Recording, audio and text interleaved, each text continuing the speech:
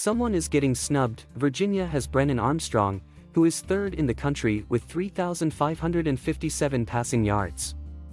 Pittsburgh has Kenny Pickett, who vaulted himself into the Heisman Trophy conversation with 32 touchdown passes this season.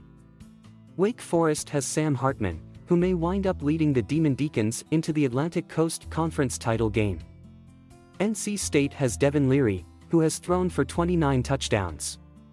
When the All-ACC team comes out, at least one of those quarterbacks will be missing. The All-ACC selections, which are expected to be announced early next month, have a first team, a second team and a third team. That means 3 slots at each position, meaning there are no shortage of ACC quarterbacks who are going to see their name on the honorable mention list, or not at all, and probably not be overly thrilled about that development. I don't think there's another quarterback in the country doing more for his team than what Brennan is doing for us, Virginia coach Bronco Mendenhall said. Interestingly, Armstrong's value might have been on its most prominent display this past weekend, when he couldn't play because of a rib injury. Virginia's offense has averaged 39 points in Armstrong's 9 games this season. The Cavaliers managed 3 points without him in a lopsided loss to Notre Dame.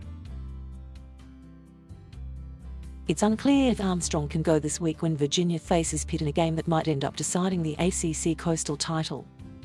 If he plays, the game simply could turn into an Armstrong versus Pickett shootout. Pickett's numbers make it easy to conclude that he's had a great season. But the biggest contribution he made to Pitt's success, arguably, was when he called a team meeting after a disappointing early loss to Western Michigan. It comes down to the senior leadership. Kenny Pickett leadership Pitt coach Pat Narduzzi said, "You're only as good as your team. If you're a player-led team, you have a chance with Kenny. I hope all our young guys learn from Kenny Pickett." At Wake Forest, they say the same about Hartman. He's now the Demon Deacons record holder for career and single-season touchdown passes, is the catalyst for the highest-ranked team in the conference, and can wrap up Wake's first trip to the ACC title game since 2006 this weekend with a win over Clemson. It was on July 22 when Wake Forest coach Dave Clawson said this: "We'd love to get to that second-to-last game in November against Clemson, with it meaning a lot for both football teams." Hartman ensured that scenario would happen exactly as Clawson envisioned, though defers much of the credit to his receiving corps. "It's been kind of the message all year that we've got a too deep of guys that know what they're doing, go get the ball and make plays after they catch the ball as well," Hartman said. "It's an honor to kind of be in my position. No matter which way the All-ACC race pans out, it'll serve as a reminder that preseason polls and award lists often fall well short in their quest to accurately pick the future."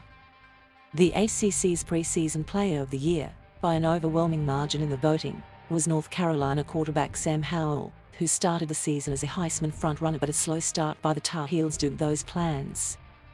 Miami quarterback D'Eriq King, Clemson quarterback DJ Uiagalelei and Boston College quarterback Phil Jurkovec also got preseason ACC Player of the Year votes.